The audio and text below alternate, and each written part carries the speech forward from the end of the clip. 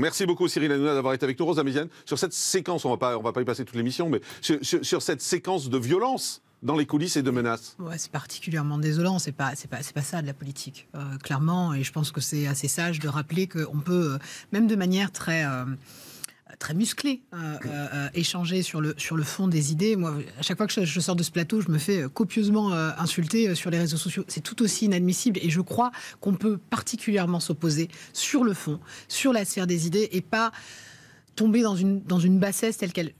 Hier, on a eu quand même une émission qui est importante dans le débat public. Aujourd'hui, très peu d'émissions parlent à cette jeunesse.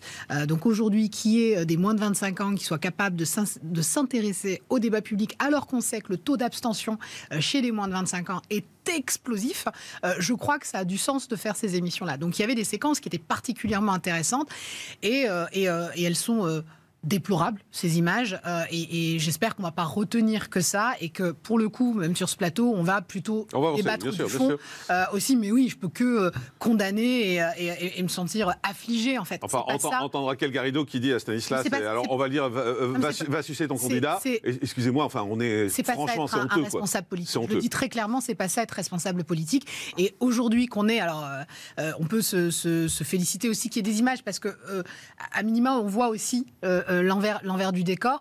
Bon, après, j'ai déjà eu à débattre avec Raquel, avec Alexis Corbière. On n'a jamais été jusqu'à des échanges aussi violents, même si on était en contradiction sur certaines choses.